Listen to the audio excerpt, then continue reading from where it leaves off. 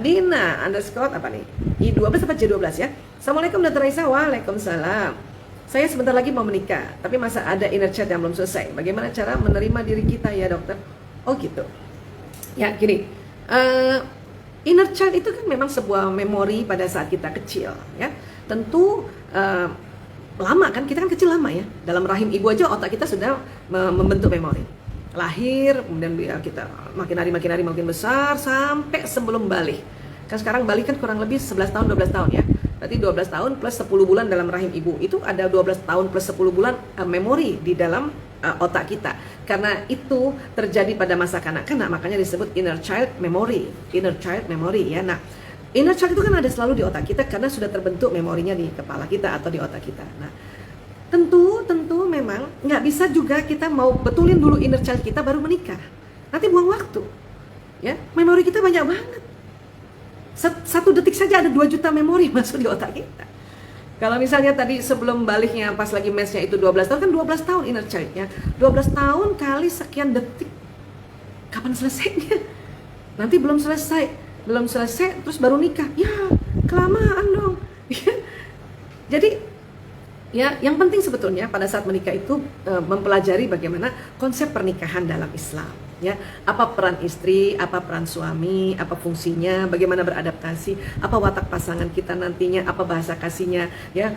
Kemudian kalau dia dari mana asalnya, oh dia orang Jawa mana, oh Jogja, apa budaya Jogja yang perlu kita juga tahu supaya kita ya sopan santunnya terjaga. Oh dia orang Padang misalnya, oh orang Padang kayak apa, itu pelajari itu.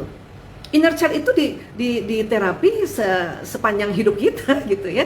Ya, dengan teknik-teknik yang memang ada teknik tersendiri ya. Mungkin kita nggak bisa bagi di sini karena waktu juga ya. Tapi biasanya kalau mau cepat gitu ya, inner child itu pokoknya setiap ingat waktu masa kecil langsung duduk terus pegang kita punya jantung gitu ya.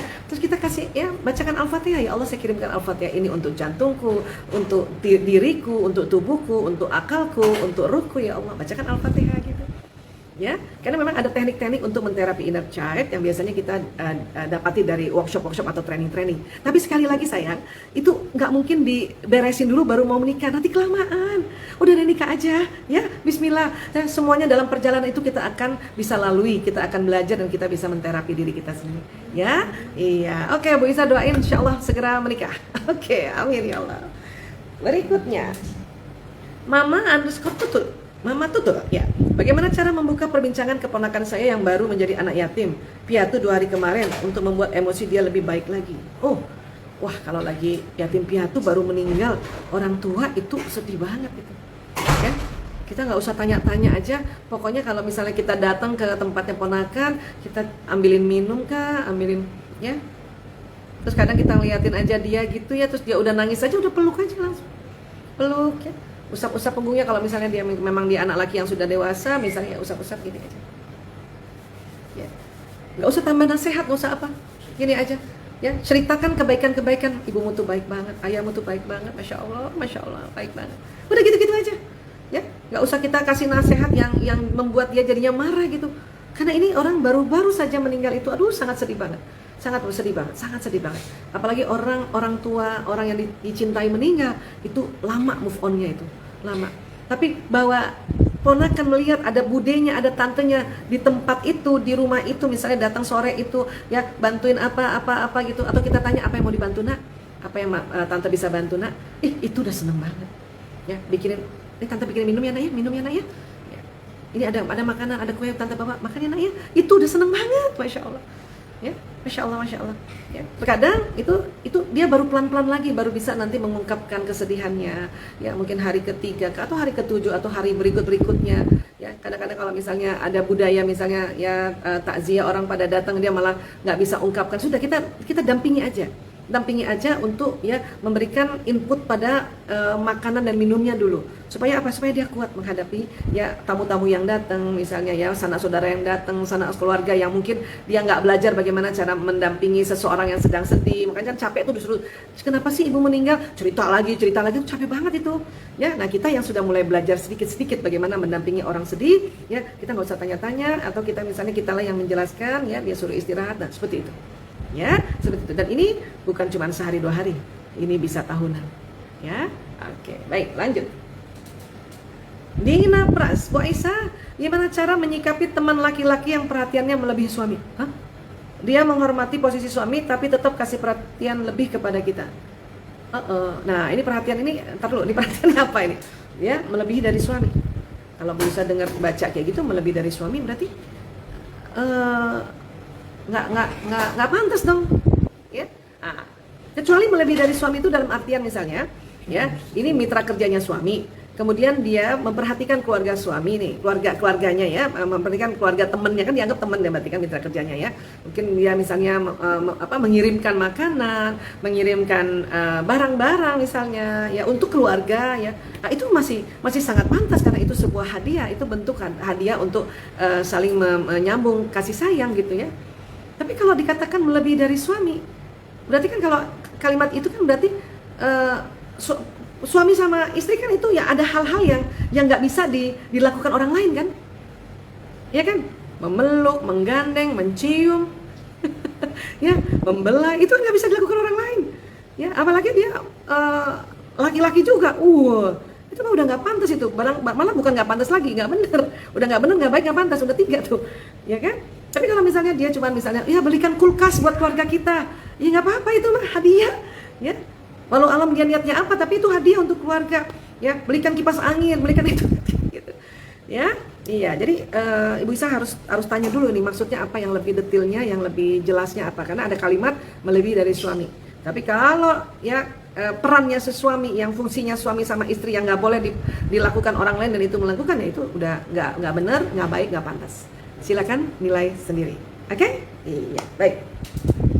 Ulan dari 25, Assalamualaikum Bu, saya seorang guru. Yang saya mau tanyakan gimana cara membangkitkan kepercayaan diri anak perempuan yang dari kecil ditinggal ayahnya dan pernah mendapat pelecehan seksual waktu kecil. Oh, kasihan banget ya. Ini siapakah? Muridnya kah? Karena diawali tadi saya seorang guru gitu ya.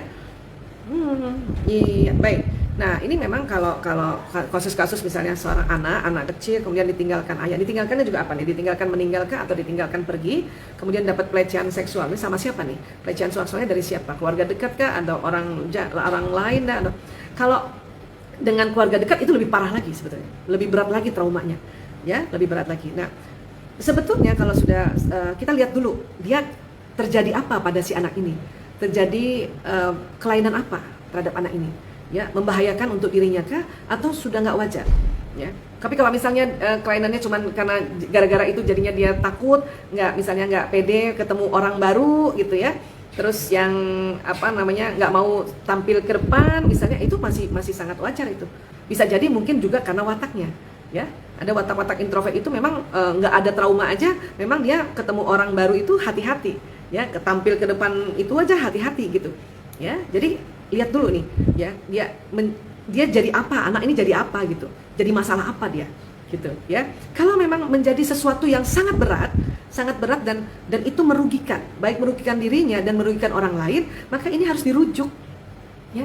Bisa ke teman-teman psikolog kah, atau ke terapis kah, atau konselor kah, atau mungkin kalau misalnya sudah ada sesuatu yang kayaknya depresi, menyakiti dirinya, ya, atau macam-macam tuh ya, dia membentur-benturkan kepala atau dia pukul-pukul dirinya, nah itu tentu harus dibawa ke dokter kesehatan jiwa atau disebut psikiater, ya, karena dia harus dibantu dengan obat-obatan juga untuk membalancing dia punya kimia-kimia otaknya atau kimia-kimia dalam tubuhnya, kan gitu.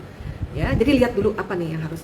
Nah, tapi kalau misalnya dianggapnya masih bisa dihandle oleh guru, bu guru nemenin ngobrol, dia mau cerita, mungkin ceritanya nggak bisa semuanya karena dia bingung juga mau cerita apa, ya separuh-separuh. Itu udah membuat anak ini senang. Apalagi kalau anak ini perempuan, dia lapang dadanya, ada yang mau dengerin, ya, ada yang mau dengerin. Jadi sampaikan, oke, kita separuh-separuh ya curhatnya. Kalau kamu belum bisa lagi, nanti lagi, ya. Atau mungkin kalau misalnya di sekolah kita rujuk atau refer dulu ke guru bimbingan penyuluhannya, BP-nya atau BK-nya, bimbingan konseling, ya. Karena biar gimana pun guru BK atau BP ini dia mempunyai teknik-teknik untuk bagaimana untuk mendampingi seorang anak, dan mempunyai cara-cara, dan dia juga terlatih untuk bagaimana mengkonsultasikan anak, apalagi guru BP BK sekarang ini, ya. Jadi boleh juga dirujuk seandainya gurunya hanya baru wali kelas saja, atau bisa berdua wali kelas dengan BP untuk ya membantu anak ini, Ya, selebihnya kalau sudah di luar ranahnya teman-teman boleh rujuk ya, ibu guru boleh rujuk. Ya, oke.